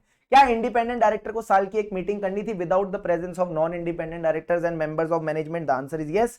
They were required to hold at least 1 meeting, बिना मतलब एक इंडिपेंडेंट मीटिंग करनी थी जिसमें बाकी लोग ना हो, without the presence of non independent and members of management. And they will strive, all the independent directors will strive, वो कोशिश करेंगे कि वो इस मीटिंग का पार्ट आ सके, बट क्योंकि वो नहीं आए तो वो नॉन कंप्लायंस हो गई। सर ये तो बड़े आसान आसान क्वेश्चन आ गए, पेपर भी ऐसे ही आएगा, कुछ बहुत मरियल क्वेश्चन, कुछ मजेदार क्वेश्चन, तो अपने को मिल बांट के चलना है। Risk management company committee devised a policy on board diversity. एक बात बताओ, ये डाइवर्सिटी का काम रिस्क मैनेजमेंट कमिटी को कौन दिया बे? ये रिस्क मैनेजमेंट कमिटी को किसने काम दिया? सर ये एनआरसी का काम है, nomination and remuneration committee. Board diversity वो क्यों देख रही है रिस्क मैनेजमेंट वाली? Again it is a role of NRC not of RMC. RMC मतलब रिस्क मैनेजमेंट कमिटी।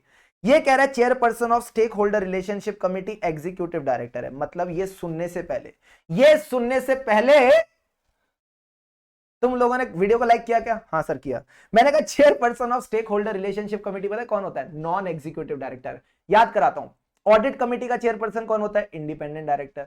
एनआरसी का कौन होता है? वही जो ऑडिट कमिटी का होता है, इंडिपेंडेंट डायरेक्टर। अब एसआरसी तक आते आते ना, स्टेक होल्डर रिलेशनशिप कमिटी तक आते आते इंडिपेंडेंट डायरेक्टर खत्म हो जाते हैं। तो हमें किससे काम चलाना पड़ता है? सर ऐसा बंदा जो इंडिपेंडेंट जैसा है बट इंडिपेंडेंट नहीं। वो कौन सा होता है? निकम्मा, non executive director. Non executive director तो सिर्फ नॉन एग्जीक्यूटिव डायरेक्टर ही चेयरपर्सन बनता है of SRC. Got it sir. अब लास्ट पॉइंट देखते हैं। AB limited submitted the quarterly compliance report on the corporate governance for quarter ending 30th September on 25th October। मुझे एक बात बताओ, क्वार्टरली कंप्लायंस रिपोर्ट कितने टाइम में देनी होती है सर? 21 डेज में। तो मैंने कहा यहां पे इन्होंने कितने दिन लगा दिए? सर इन्होंने लगा दिए 25 दिन। बहुत गलत बात है, बहुत गलत बात है। 21 दिन में जो चीज देनी थी उसके लिए 25 दिन लगाए, वापस there is a non compliance. Sir question 4 तो बड़ी जल्दी हो गया, तो 4 मिनट से भी कम में हो गया। मैंने कहा अब आओ क्वेश्चन नंबर 5 पे। ये एक और मरियल क्वेश्चन है। कमिटीज पहचानो। मुझे लगता नहीं वैसे इतने मरियल क्वेश्चन पेपर में देंगे, बट ठीक है, दे दिया तो तुम्हारी लॉटरी। कह रहा है कमिटी पहचानो, identify the name of committee जिसकी बात हो रही है। पहली committee, complaint I, request I for the non receipt of refund. Sir ये जब भी रिफंड का रोना धोना होता है, एनुअल रिपोर्ट का रोना धोना होता है, ये कौन देखता है? Stakeholder relationship committee. दूसरी चीज, review the measures taken by the company to help the security holder, ये भी स्टेक होल्डर रिलेशनशिप कमिटी। क्या है यार मरियल, मतलब कुछ नाम भी ढंग का नहीं ढूंढ पा रहे। दूसरा, evaluate the upgraded the evaluation criteria for board committees and directors were approved. जल्दी से बताओ कौन इवेल्युएट करेगा? कौन ये इवेल्युएशन क्राइटेरिया कौन देखता होगा? किसकी इवेल्युएट कर रहे हैं? सर ये इवेल्युएट कर रहे हैं परफॉर्मेंस किसकी? लोगों की, कि कंपनी के लोग कैसा परफॉर्म कर रहे हैं। तो ऑडिट कमेटी तो ये सब हरकतें नहीं करेगी। रिस्क मैनेजमेंट कमेटी रिस्क देखती है। स्टेक होल्डर रिलेशनशिप कमेटी को स्टेक होल्डर से फुर्सत नहीं मिल रही, तो बची कौन? निकम्मी एनआरसी, निकम्मी NRC. And last point is omnibus. Omnibus approval तो तुम इंटर से पढ़ते हुए आ रहे हो, ये तो तुम ऐसे ही बता दोगे सर ऑडिट कमेटी। ठीक है, ऑडिट कमेटी का काम होता है ओमनीबस वाला। अब आ जाओ सर क्वेश्चन नंबर 6 और 7, एकदम आसान आसान मरियल मरियल question. Before doing this question let me tell you one thing, India wants to know. Sir ये जो दोनों के दोनों क्वेश्चंस है ना, जिस लहजे से पूछे गए हैं, ये चीजें स्टडी मटेरियल में है ही नहीं। तो सर क्यों पूछे गए हैं? फिरकी लेने के लिए। ठीक है, थोड़ी फिरकी लेने का मन करता है, तो मैंने कहा फिरकी लेने के लिए लिए गए, बट हम हैं, करके जाएंगे। ठीक है, तो देखो सबसे पहले क्वेश्चन 6 क्या कहता है? PQS and associates, they are one of the joint auditor of KNO bank. While auditing the bank, they analyze the industry data relating to NPS in the select public sector banks as a part of risk assessment procedure। तो इन्होंने कहा हमने सारे banks का देखा, हमने KNO का तो देखा, KNO के तो हम ऑडिटर है, बट हमने बाकी बैंक्स का भी देखा। क्या डेटा वगैरह हम देख रहे थे।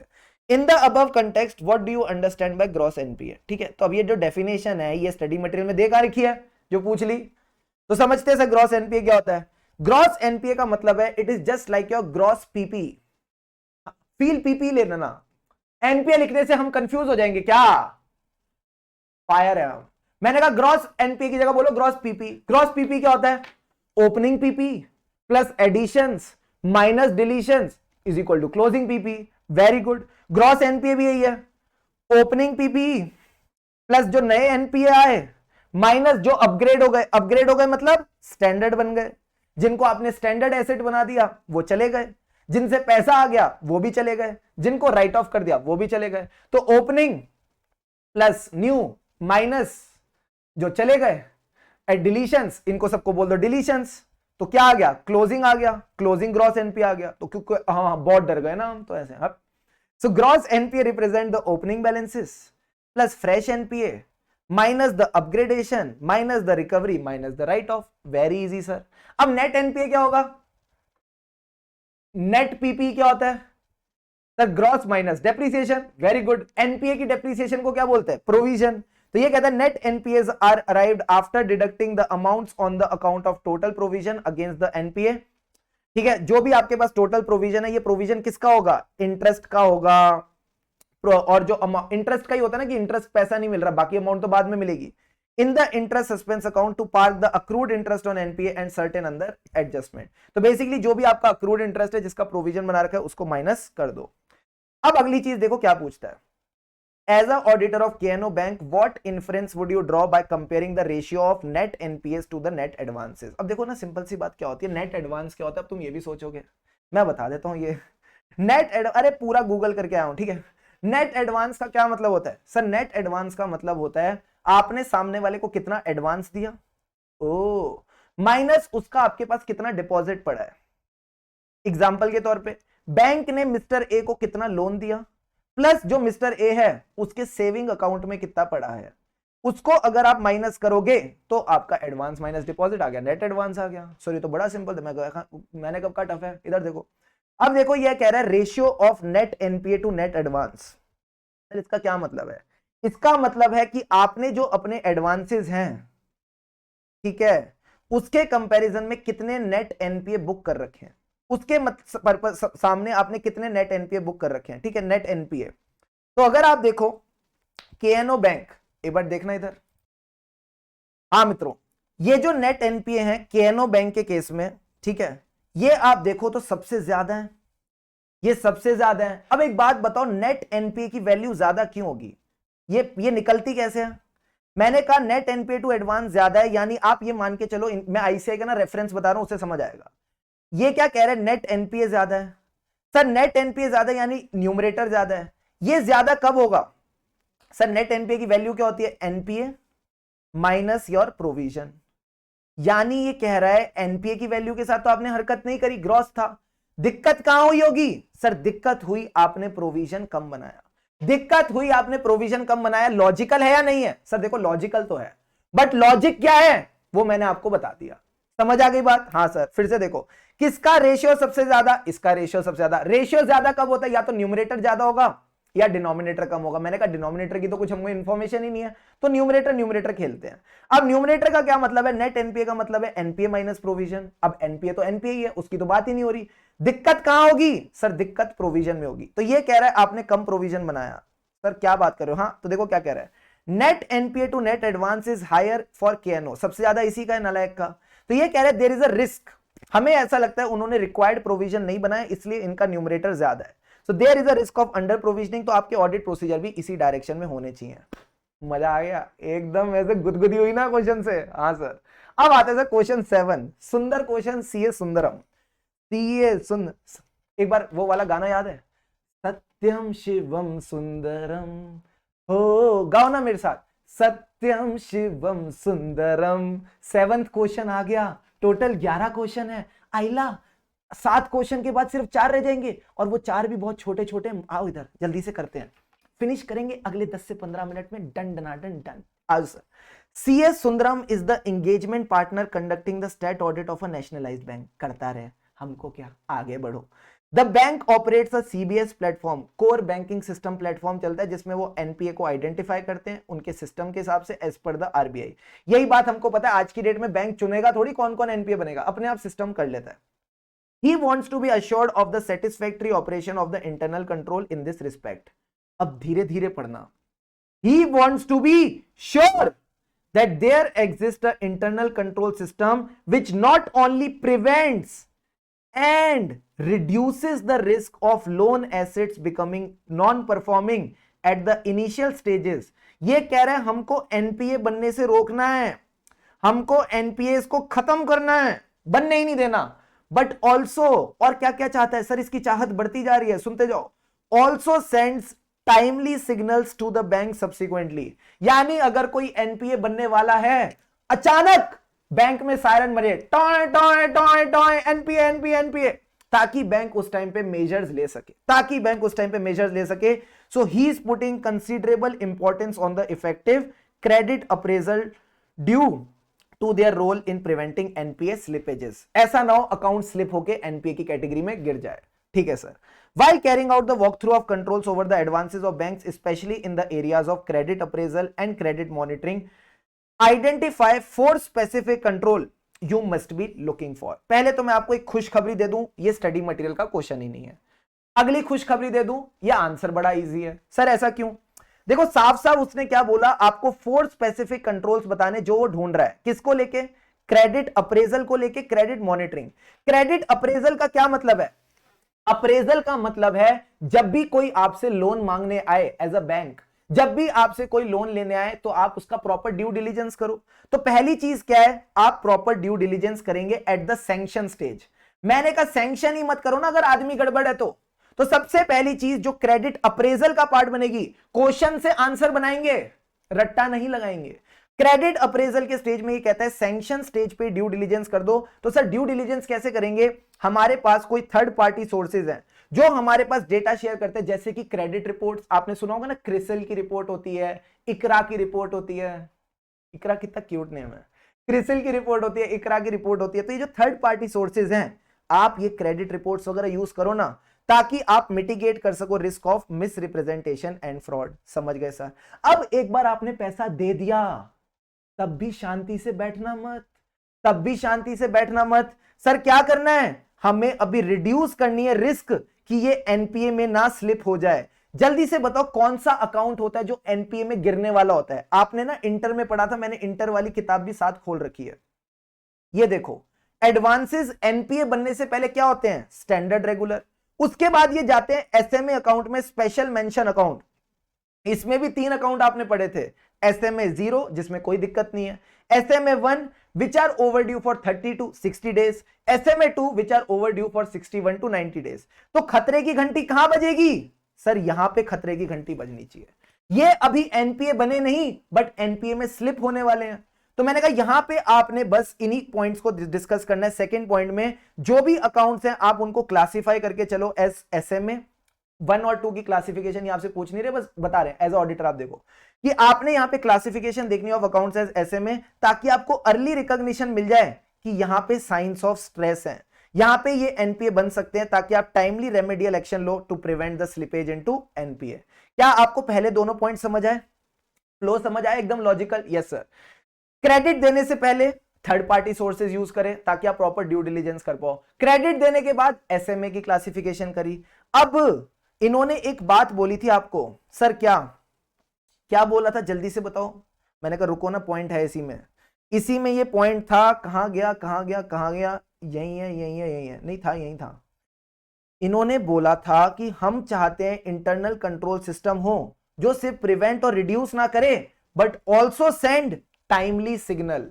तो मैंने कहा ये सिग्नल वाला पॉइंट इन्होंने थर्ड में डाल दिया, सिग्नल वाला पॉइंट इन्होंने थर्ड में डाल दिया। हम यहां पे सायरन लगाएंगे, हम यहां पे सायरन लगाएंगे, यानी we will have a automated early warning signals in the bank.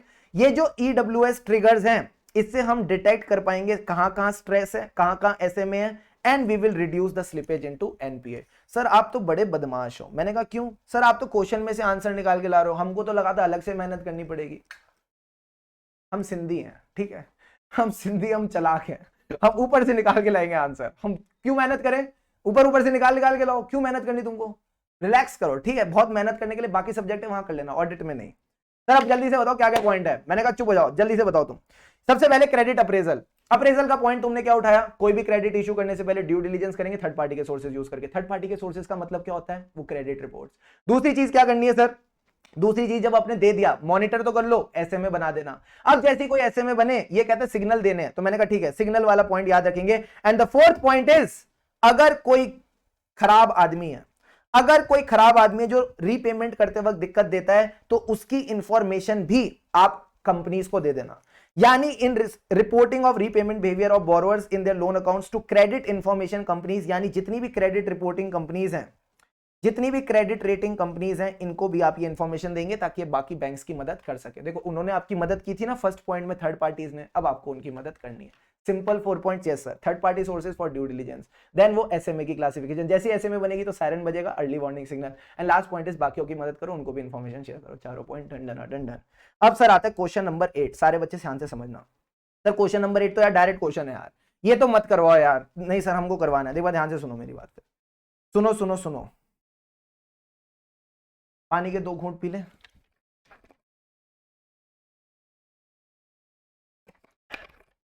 Ready ready ready ready. अब गुरु ध्यान से समझना, 5 मिनट तुमको मेरी बात सुननी है, उसके बाद पूरी थ्योरी समझ आ जाएगी। समझ गए सर? सर एक बंदा है जिसका नाम है मिस्टर शंभू। मिस्टर शंभू को चाहिए इंश्योरेंस, तो ये इंश्योरेंस कंपनी के पास गया। ओ सर, इंश्योरेंस कंपनी का नाम क्या है? Insurance company. ठीक है, हम let's keep it very simple, insurance company. अब इसने इंश्योरेंस कंपनी को क्या किया? प्रीमियम पे किया, जो भी था, और इंश्योरेंस कंपनी ने क्या कहा? तुम मुझे प्रीमियम दो, मैं तुम्हें कवर दूंगा। आहा, इसने इसको कवर दे दिया।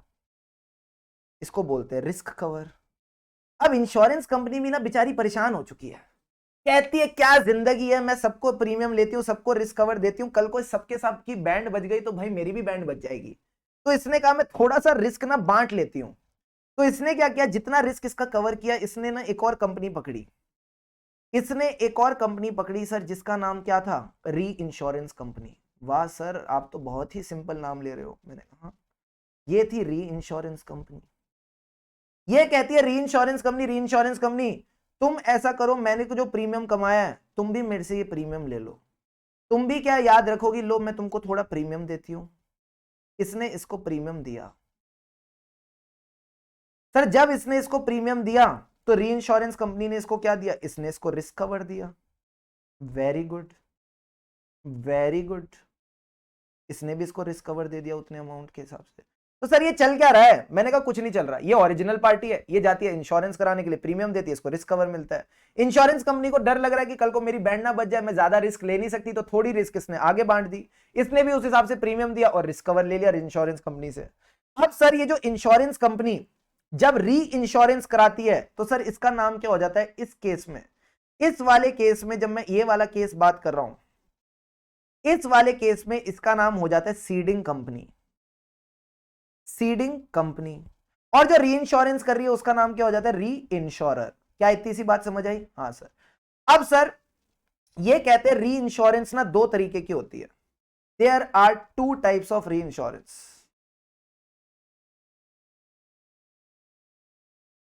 सर ये 2 टाइप्स ऑफ री इंश्योरेंस क्या? ध्यान से समझना। पहली री इंश्योरेंस है, फील से समझोगे तो मजा आएगा।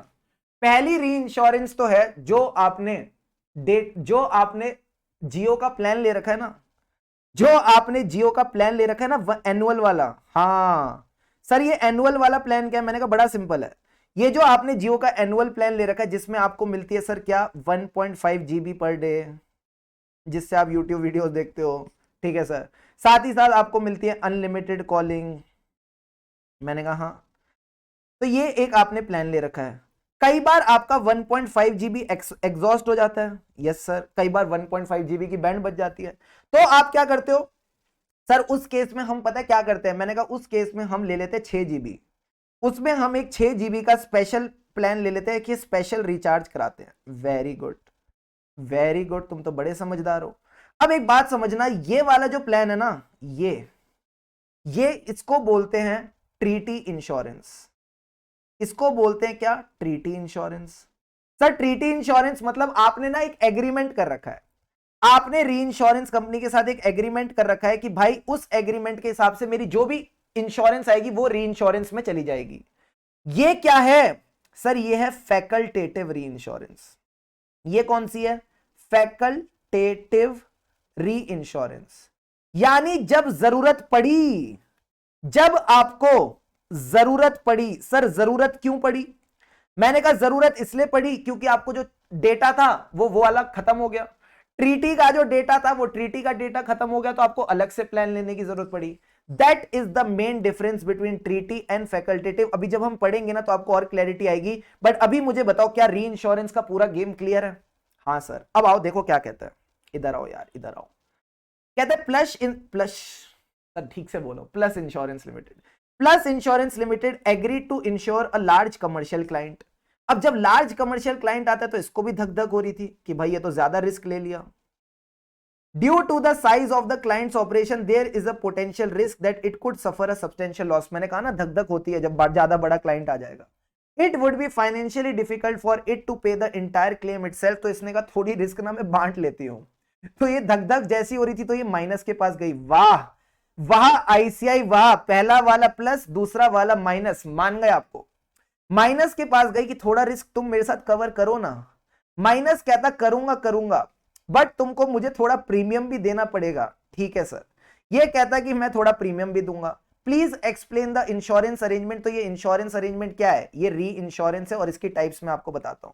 तो सबसे पहले सर ये री इंश्योरेंस है। री इंश्योरेंस में क्या होता है? देयर इज अ एग्रीमेंट जिसमें एक सीडिंग कंपनी है। हमारे केस में सीडिंग कंपनी कौन है? प्लस है। री इंश्योरर कौन है? माइनस है। बड़ा ही मजाकिया टॉपिक है सर ये। अब ये क्या कहता है? फॉर्मर सीड करता है, यानी जो इंश्योरेंस कंपनी वो देती है उसको, और जो री इंश्योरर है वो एक्सेप्ट कर लेता है, और साथ ही साथ प्रीमियम भी मांगता है, कहता है प्रीमियम भी दो मेरे को लायबिलिटी के साथ साथ। अब जो सीडिंग कंपनी है वो ओरिजिनल इंश्योरेंस कंपनी है जिसको रिस्क मिली थी और उसने पास ऑन कर दी। अब जो इंश्योर्ड है, एक बात बताओ, जो इंश्योर्ड है मिस्टर शंभू, ये किससे पैसे मांगेगा? इंश्योरेंस कंपनी से या री इंश्योरेंस से? सर इसका एग्रीमेंट तो इसके साथ हुआ है, तो ये इंश्योरेंस कंपनी का दरवाजा खटखटाएगा। तो मिस्टर शंभू जो इंश्योर्ड है उसकी कोई राइट री इंश्योरेंस कॉन्ट्रैक्ट में नहीं है। अगर इसको लॉस होगा तो ये किसके पास जाएगा? ओरिजिनल इंश्योरर जो कि प्लस है, ये जाएगा प्लस के घर। और जो ओरिजिनल इंश्योरर है वो कहां जाएगा? वो जाएगा माइनस के घर। और इन्होंने कहा दो तरीके की री इंश्योरेंस होती है, फैकल्टेटिव और ट्रीटी। और फैकल्टेटिव और ट्रीटी में क्या होता है ध्यान से समझना। फैकल्टेटिव क्या थी सर? Special recharge. ये आपका स्पेशल रिचार्ज है और ये आपका प्लान है। समझ गए सर? स्पेशल रिचार्ज क्या है? आपने एक पर्टिकुलर रिस्क कवर करी, मतलब आपको सिर्फ 6 GB डेटा चाहिए, कॉलिंग नहीं मिलेगी। ठीक है सर। ये ओल्डेस्ट मेथड है, बचपन से आपने देखा होगा, आप यही हरकत करते आ रहे हो। It necessitates the consideration of each risk separately. आप एक ट्रांजैक्शन करते हो जो कि आप इंडिविजुअली नेगोशिएट कर रहे हो जियो के साथ। और अब यहां पे ना जियो को भूल जाओ, मतलब इसमें सिंपल सी बात यह है, क्योंकि आप एक इंडिविजुअल ट्रांजैक्शन के लिए जा रहे हो तो सामने वाली पार्टी के पास चॉइस है वो आपको एक्सेप्ट करे या ना करे। तो आपके पास चॉइस है कि आप उसको ऑफर करना चाहते हो, और री इंश्योरेंस कंपनी के पास चॉइस है वो एक्सेप्ट करना चाहे या ना चाहे। One particular risk, both the party है फ्री चॉइस कि आपके पास है आप उसको ऑफर करो, उसके पास चॉइस है कि वो एक्सेप्ट करे या ना करे। ओल्डेस्ट मेथड है। क्या फैकल्टेटिव समझ आया? हाँ सर। ट्रीटी क्या है? सर ट्रीटी एग्रीमेंट है, और जो भी री इंश्योरेंस होगी वो लिमिट में होगी। लिमिट में होगी यानी 1.5 GB पर डे। अब सर ये जो लिमिट्स है इंश्योरेंस के पॉइंट ऑफ व्यू से देखा जाए तो ये ज्योग्राफिकल हो सकती है, मॉनेटरी हो सकती है, और सेक्शन ऑफ बिजनेस को लेके हो सकती है। प्लस क्योंकि ये कॉन्ट्रैक्ट है, दोनों के लिए ऑब्लिगेशन है कि जो आपकी सीडिंग कंपनी है वो दूसरी को ऑफर करे और जो री इंश्योरर है वो एक्सेप्ट करे। Obligatory for the reinsurer to accept and the ceding company to offer. Plus ये भी दो कैटेगरीज की हो सकती है, प्रोपोर्शनल नॉन प्रोपोर्शनल। सर अब ये प्रोपोर्शनल क्या है? बहुत सिंपल है, मैंने सामने वाली को 50% रिस्क दी तो मैं इसको कितना प्रीमियम दूंगा? सर 50% प्रीमियम दोगे। सर ये तो बड़ा सिंपल है। दूसरी क्या है? सर दूसरी है नॉन प्रोपोर्शनल। नॉन प्रोपोर्शनल के केस में बड़ा सिंपल होता है। सपोज आपका जो एग्रीमेंट है वो है कि आप जो री इंश्योरेंस लोगे ना, वो री इंश्योरेंस तब लोगे जब आपकी खुद की रिस्क 5 करोड़ से ज्यादा की हो जाएगी। यानी जैसी आपकी पोर्टफोलियो ऑफ रिस्क 5 करोड़ के ऊपर गई, ये ऑटोमेटिकली री इंश्योरर के पास चला जाएगा। जो भी एडिशनल माल होगा, जो भी एडिशनल रिस्क होगी, वो री इंश्योरर के पास चली जाएगी। अब सर एक बात बताओ, प्रीमियम किसके बेसिस पे होगा? प्रीमियम किसके बेसिस पे होगा? तो ये कहता है premium will be based on the agreement. जो इनके बीच में एग्रीमेंट होगा उस बेसिस पे प्रीमियम कैलकुलेट होगा। यहां प्रोपोर्शनेट नहीं होता। यहां पहले आप एक पर्टिकुलर लिमिट तक रिस्क लेते हो, हजम करते हो, जैसे ही खाना गले के ऊपर आने लगे री इंश्योरेंस की तरफ भागते हो, फिर आप री इंश्योरर से री इंश्योर्ड कराते हो। जो भी प्रीमियम है वो एज पर एग्रीमेंट होता है, इसमें कुछ प्रोपोर्शनल नहीं होता। तो ये बस आप इतना समझ के चलो, एंड आरटीपी की discussion done done done done. अब लास्ट के 3 क्वेश्चन रह जाते हैं। Question number 9 is about your tax audit. बड़ा सिंपल क्वेश्चन है। अब टैक्स ऑडिट के साथ खेल बट सर ये है 105 पेज का टैक्स ऑडिट है, सारे क्लॉज हम याद कर नहीं सकते, कर भी लेंगे तो 1.5 डेज में रिवाइज नहीं कर पाते। तो मेरी आपसे हमेशा एक ही दरख्वास्त रहती है, एटलीस्ट टैक्स ऑडिट का क्वेश्चन बैंक करके जाओ, और जितने भी क्वेश्चन नए आरटीपीज और एमटीपीज में आते हैं उतना हम कर सकते हैं। तो that is a calculated risk which I took at my CA final level, which I also guide my students. तो वो चीज आप फॉलो करके चल सकते हो। सर अब यहां पे भी आईसीआई ने एक नया क्वेश्चन पूछा है, तो एकदम नए तरीके से समझते हैं। During the tax audit it is, इधर देखो, हाँ बस आप इतनी देर बैठे हो तो वैसे ही आप जीत चुके हो। ठीक है, बस अब आपने सुनते जाना है, समझते जाना है, आगे बढ़ते जाना है। During the tax audit, it is noticed by you that the company is deducting the ESI and EPF from the remuneration of employees, जो आपने अपनी खुद की आर्टिकलशिप में भी देखा होगा। कॉन्ट्रीब्यूशंस को जो आप डिडक्ट कर रहे हो प्लस आपका खुद का भी शेयर होता है एज ए एम्प्लॉयर, आप उसको जमा कराते हो विद द टैक्स अथॉरिटी। तो इन्होंने ये बताया कि एम्प्लॉय के कॉन्ट्रीब्यूशन क्या है, ESI EPF के, एम्प्लॉयर के क्या है, कितना कितना अमाउंट है, ड्यू डेट क्या है, एक्चुअल डेट ऑफ पेमेंट क्या है। तो बस आपको बस इतना बताना है, इसमें आपको कुछ कैलकुलेशन तो करनी होती है, सारा रिपोर्टिंग का खेल होता है। How will you deal with the above matters as a tax auditor while filing form 3CA 3CD, plus आपको इसकी रीजनिंग बतानी कि आप ऐसा क्यों करोगे। तो सबसे पहले कहता है हम बात कर लेते हैं यहाँ पे किसकी, एम्प्लॉय की। एम्प्लॉय की क्या है, ESI EPF, वही टेबल जो ऊपर दे रखी है, इसको नीचे इन्होंने कॉपी कर लिया, कुछ नहीं किया। जैसी ये टेबल दे रखी है उसी टेबल को ऐसे कॉपी कर लो। मैंने कहा ठीक है। ये कहता है जो भी एम्प्लॉय से मिलेगा, ठीक है, various funds referred in section 36(1)(5) है, ये इनकम टैक्स एक्ट आपने जो पढ़ रखा है उसका कोई सेक्शन है, ठीक है सर। जो वो सेक्शन में फंड्स होते हैं, सर ये फंड्स कौन से होते हैं, वही recognised funds, recognised provident fund, ESI, approved gratuity fund, AGF, superannuation fund, वो सारे फंड्स की यहां पे बात कर रही है। कह रहे जो भी फंड्स के रिगार्डिंग एम्प्लॉय से पैसा आता है that is reported in clause 20B। किस में डालते हैं, 20B में डालते हैं। अब सर ये क्लॉज याद करना है, हाँ याद करना है, याद करना है, याद करना है। तो सर कैसे याद करेंगे, मैंने कहा बड़ा सिंपल गेम है। तुमने 12वीं कितने एज में कंप्लीट करी, मोस्टली 18 की एज में करी होगी, हाँ सर। फिर फाउंडेशन कितनी एज में निकाला, वो 19 में निकाला होगा, क्योंकि 1 साल तो लग ही जाता है। इंटरमीडिएट कितनी में निकाला, फिर 1 साल लगा, तो 20 साल के हो गए थे मोटा माटी, तुम 20 साल के हो गए थे जब तक एम्प्लॉय बने। हाँ तो सर हम 20 साल में एम्प्लॉय बनते हैं एज अ चार्टर्ड अकाउंटेंट। क्या ये बात समझ आई नहीं आई तुमको, जैसे भी आई नहीं आई, मान लो 20 साल में ही बनते हो, ठीक है सर। तो एम्प्लॉय 20 बन गया, और तुम क्या बोलते हो, मैं भी चार्टर्ड अकाउंटेंट बनूंगा, मैं भी चार्टर्ड अकाउंट, जैसे एम्प्लॉय बने तुम क्या बोले, आर्टिकल एम्प्लॉय जैसे ही बनते हो तो तुम बोलोगे मैं भी चार्टर्ड अकाउंटेंट बनूंगा, तो 20B में आ गए, समझ गए सर, यही तरीका है। अब कहते हैं 20B ऑफ फॉर्म 3CD। अब इसमें तुमको क्या डालना है, ये टेबल ऊपर से नीचे उतार के रख दी। तो क्या सर अब ये के को क्या कहता है, सेक्शन 36 का ज्ञान लिखा है, ऑडिट का ज्ञान नहीं है, सेक्शन 36 पढ़ते हैं। ये कहता है हम डिडक्शन अलाउ करते हैं, ये जो एम्प्लॉय का आपने पैसा लिया है तभी अलाउ करेंगे इसकी डिडक्शन जब आप इसको टाइम पे करोगे। यानी इस केस में तो आपने टाइम पे किया तो इसकी डिडक्शन अलाउ करेंगे, इसकी तो नहीं करेंगे। तो ये कहता है if it is credited by the assessee to the employees account in the relevant statutory fund on or before the due date. अब सर एक बात समझना, यहां पे कौन से फंड आते हैं, मैंने आपको ऑलरेडी बता दिया, प्रोविडेंट फंड, सुपर एन्युएशन फंड और ESI फंड और अदर फंड्स आ जाते हैं। अब ये कहता है क्लॉज 20B में आपने सब रिपोर्ट करना है, भले ड्यू डेट पे जमा कराओ ना कराओ हमको फर्क नहीं पड़ता, आपने इसको दिखाना है तो दिखाना है। You need to disclose the amount, you as a auditor आपको कोई ओपिनियन देने की जरूरत नहीं क्या अलाउएबल है क्या नहीं, क्योंकि तुमको तो टैक्स आता नहीं, तुम तो ऑडिटर हो, तो तुमको नहीं बताना क्या अलाउएबल है क्या नहीं, वो हम खुद देख लेंगे। तुम बस हमको इंफॉर्मेशन दो इस बंदे ने जो भी पैसा इंप्लॉय से लिया वो कब कब जमा कराया, वो कब कब जमा कराया, बस तुमको ये इंफॉर्मेशन हमको देनी है। क्या इतनी सी बात समझ आती है, हाँ सर। अब एक बात समझना, एक पार्ट ऑफ द क्वेश्चन तो हो गया सर, ये तो बड़ा इजी था, तो मैंने कब कहा टफ था, आसानी है। अब सर दूसरी बात आती है एम्प्लॉयर को लेके। सर एम्प्लॉयर के केस में क्या है, मैंने कहा एम्प्लॉयर के केस में ना सेक्शन बदल जाता है।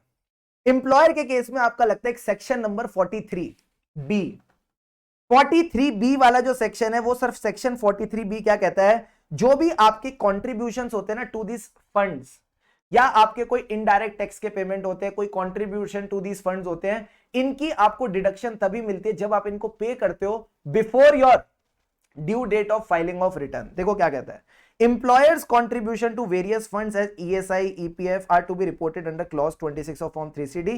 ये कहता है सेक्शन 43 का कोई क्लॉज B है, any sum payable by employer by way of contribution to these funds is allowed in the deduction in the previous year in which it is paid. However, deduction is also available if it is actually paid by the assessee before the due date of return of income। तो ये कहता है क्योंकि employer का जो contribution है it is paid well before the due date of return of income, it will be reported under clause 26BA providing the details कि आपने उसको टाइम पे पे कर दिया। क्या सर इसमें टेबल नहीं बनानी, मैंने कहा नहीं बनानी, इसमें नहीं बनानी, इसमें नहीं बनानी। तो सर क्या ये ऑडिट का क्वेश्चन था, मैंने कहा नहीं टैक्स का क्वेश्चन था, ठीक है। जिसको इनकम टैक्स आता है उसको तो बड़ा आसान लगा, मुझे तो इजी था। तो मैंने कहा सबसे पहले एम्प्लॉय की बात करेंगे, वो कौन सा सेक्शन था उसका, 36, याद आ रहा थोड़ा थोड़ा, हाँ सेक्शन 36(1)(5) है, साथ साथ ही याद कर रहे हैं, ठीक है सर। फिर उसके बाद उसका क्लॉज कौन सा आएगा, मैंने कहा क्लॉज था 20 साल में एम्प्लॉय बने, 20B, मैं भी CA 20B में हम इसको रिपोर्ट करते हैं। फिर वही टेबल उठा के रख दी और बोला कि तुमको रिपोर्ट करना है, फर्क नहीं पड़ता टाइम पे दिया या नहीं। फिर एम्प्लॉयर वाला कौन सा था, सेक्शन 43B, वो तो तुमको याद होगा ही ना, रूल 6D आता है, ठीक है, मुझे वो भी याद है, रूल 6D उससे रिलेटेड कुछ होता है वहां पे, ठीक है सर। और फिर क्या था उसमें, इंप्लॉयर का कंट्रीब्यूशन तभी अलाउड होगा एज अ डिडक्शन अगर आप उस प्रीवियस ईयर में पे करो या रिटर्न ऑफ इनकम की डेट तक पे करो। Done done done done, got it sir. मेरे अंदर भी अब थोड़ा थोड़ा बीबी सर वाली फील आ रही है मुझे। अब आ जाओ क्वेश्चन नंबर 10 पे। सर ये क्वेश्चन नंबर 10 क्या रहा है, इतना बड़ा क्वेश्चन है। मैंने कहा जल्दी से देखो, बहुत इजी क्वेश्चन है।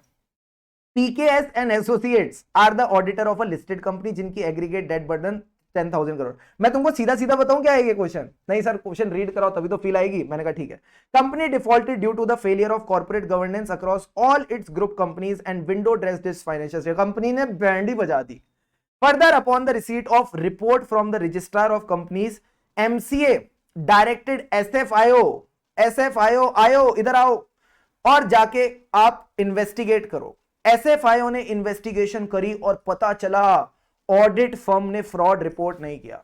Audit firm, there was a failure on the part of audit firm to report the fraud in the company to central government. Audit firm को सर फ्रॉड कब रिपोर्ट करना होता है? 10,000 करोड़ का ADT4 143 सबसेक्शन 12। हाँ sir थोड़ा थोड़ा याद आ रहा है। प्लस देवर कल्यूजनिंग। ओ भाई साहब, कॉल्यूजनिंग का मतलब ऑडिटर भी साला मिले हुए हैं। MCA filed a petition before NCLT। अब देखो मजे की बात, इन्होंने सेक्शन ही पलट दिया। यहां तक फालतू की बात करते, अब सेक्शन पलट दिया। कहते हैं MCA filed a petition before NCLT for the removal of auditor and final order was passed by NCLT highlighting the collusion between management and auditor. दोनों मिले हुए हैं। Comment on the above situation as per companies act. मैंने कहा simple सी बात है, जिसकी बात आखिरी में उसका आंसर लिखेंगे सेक्शन 140 सबसेक्शन 5। ये क्या कहता है? जब भी कोई फाइल करेगा पेटिशन विद द ट्रिब्यूनल और ट्रिब्यूनल को लगता है ऑडिटर हैज अबेटेड और कॉल्यूडेड इन द फ्रॉड, यानी ये क्या कहता है? Tribunal shall either suo motu और एन एप्लीकेशन बाय CG और एनी कंसर्न पर्सन, उसको बिलीव करता है auditor acted in a fraudulent manner और अबेटेड और कॉल्यूडेड इन fraud by the company or its directors or officer or in relation to the company directors or officer, वो change करेगा auditor को। जिस भी ऑडिटर के खिलाफ ये ऑर्डर पास होगा वो कितने साल के लिए गया? सर सेक्शन कौन सा है? 140 सबसेक्शन 5। तो 5 साल के लिए ऑडिटर को बोलो टाटा बाय बाय। 5 साल के लिए ta ta bye bye plus section 447 लगेगा। क्यों? क्योंकि उसने फ्रॉड किया, क्योंकि उसने फ्रॉड किया। Done done done done, yes sir. Plus अगर ये फर्म है तो सारे पार्टनर्स मिलकर पेनल्टी पे करेंगे फ्रॉड वाली। और जब बात आती है जेल जाने की, जब बात आती है जेल जाने की, सिर्फ वही पार्टनर जाएगा जिसने फ्रॉड किया है। एंड लास्ट में सर इन्होंने कोई पेनल्टी डाली है 5 लाख रुपए की, ये कहां से आई?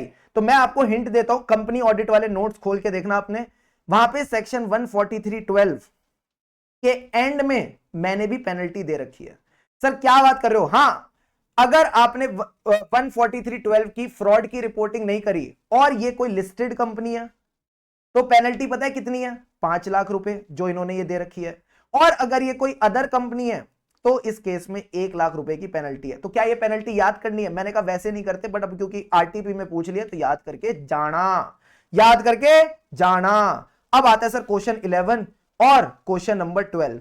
सर ये दोनों क्वेश्चन आपके प्रोफेशनल एथिक्स के हैं and trust me these are the easiest question. देखो क्या कहता है। Statutory audit of Arihant limited for financial year 21-22 was done by CA Acharya. Arihant limited was in existence since 2010 से चलती आ रही बहुत पुरानी कंपनी है। अब देखो क्या कहता है, इसकी बुक्स ऑफ अकाउंट देखना 31 मार्च 22, 31 मार्च 23।